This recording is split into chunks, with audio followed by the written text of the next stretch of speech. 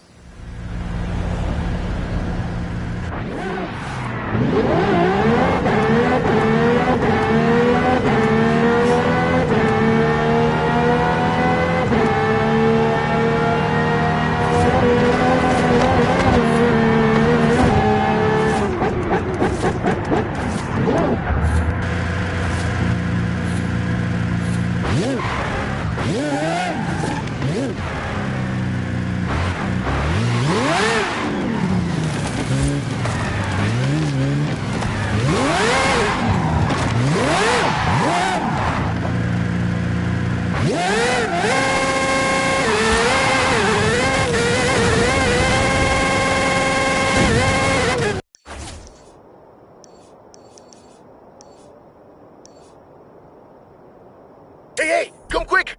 Papa Fernando needs your help! Okay. I'll be right there.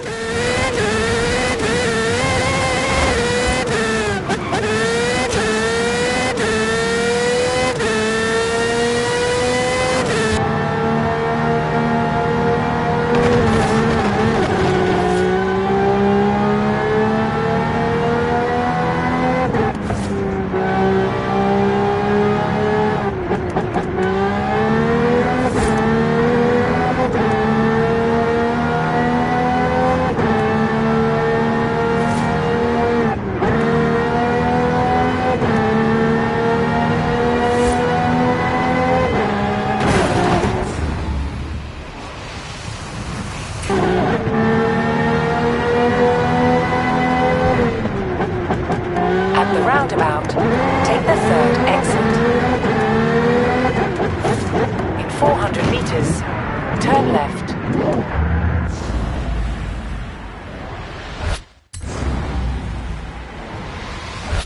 At the roundabout, take the third exit. In 400 meters, turn left.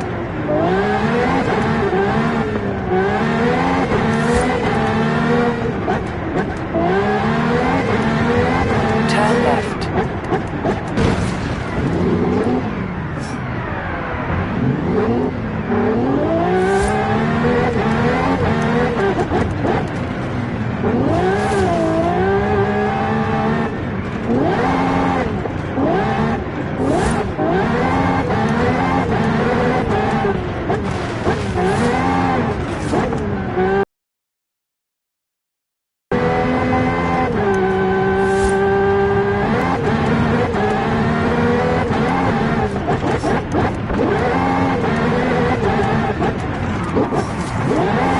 Arrived at your destination.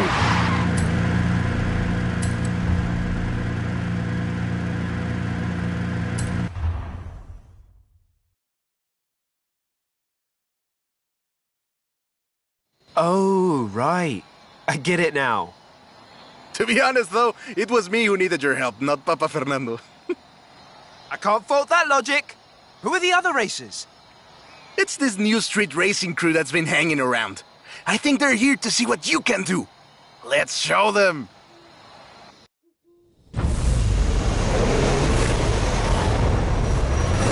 Toy, he's eager. But this isn't really a street race. There's no checkpoints, just a finish line. So keep to the route and get there first.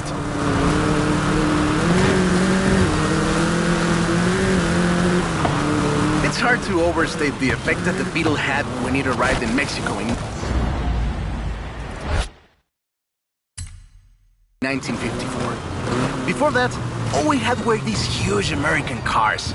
So this new European-style car with its shape and light chassis and those adorable headlights and an engine that anyone with a tractor could fix was, well, a complete game changer. They were so exciting that they were displayed at the Ciudad Universitaria in Mexico City, and there were lines to come and see this new car. Like that! We're gaining! Production of the Beetle started in Mexico soon after 7 of them finished the Carrera Panamericana. Before that, people were a bit worried about reliability, you see. We Mexicans love a good-looking car, but a car that can do work is better. The Panamericana convinced us, and in '61, Automex had assembled 250 of them. By '62, the first plant had opened in Jalostoc, making 10 of them a day. We love that car. So another plant opened in Puebla in 1967. And in '71, El Bocho became the official taxi of Mexico City, which is why you see so many of them today. It's funny. The first Bochos were imports, or CKDs. But in 1971, we were exporting them to Costa Rica, and back to West Germany, Austria, Belgium, everywhere in Europe. It was a sad day in 2003 when the last Volkswagen sedan Última Edición rolled off the production line and went home to the Volkswagen Museum in Wolfsburg. So loved was the Bocho that it eventually outsold the Ford Model T to become the world's best-selling car, and was the first to reach 20 million safely. That is a great car. Probably the most iconic car in all of Mexico. Ay, es increíble que un auto tan pequeño deje un vacío tan grande. Adiós, sedan. Thanks. I'll call you when I've got that next one ready.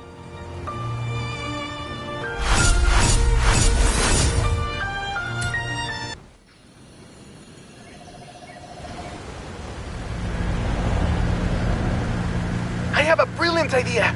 Another one. What happened to the previous idea? This one is better. Meet me in town.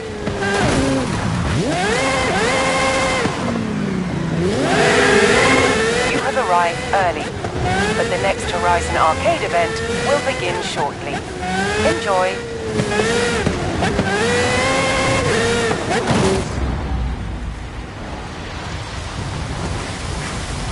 Turn left.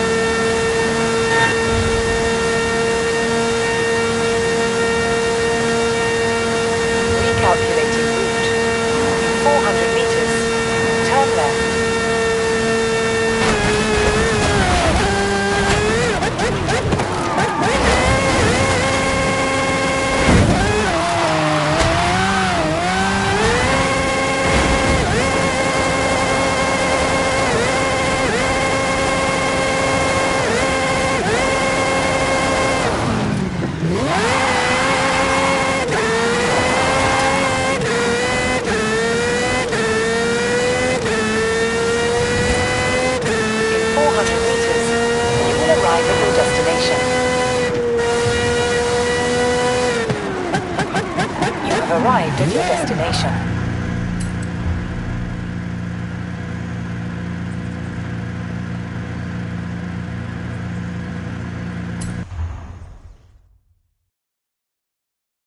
I have two cars here. A first-generation Volkswagen and a seventh-generation Volkswagen Golf. Made in Mexico for almost half a century. Sadly, they stopped building them in 2021. But we can still race them. What do you say? To make it fair, I will give you a chance to make an informed choice. Let's go for a test drive. And I've got lots to tell you about Volkswagen Mexico.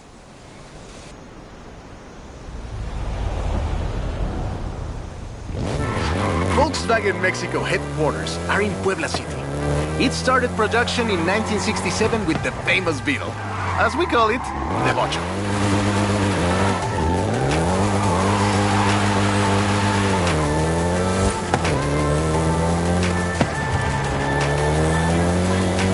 VW made multiple attempts at replacing the famous Beetle with newer models, but all of them failed way short of achieving the production figures until the Volkswagen Golf came into play.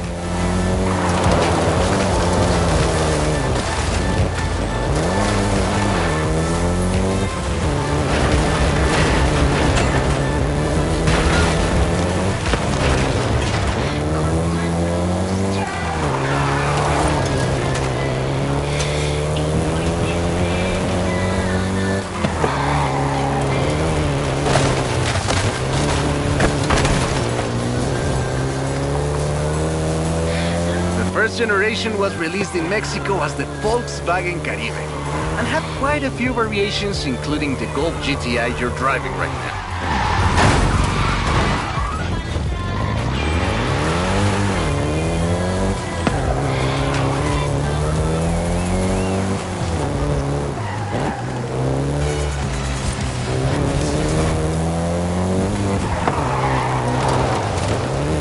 VW engineers, inspired by the Beetle GSR, designed and prototyped the Golf in secret as a Skunk Works project.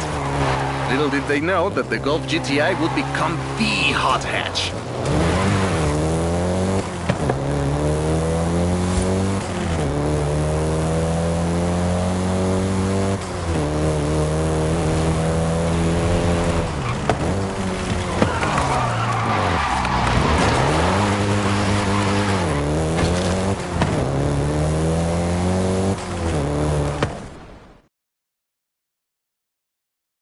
Shall we jump?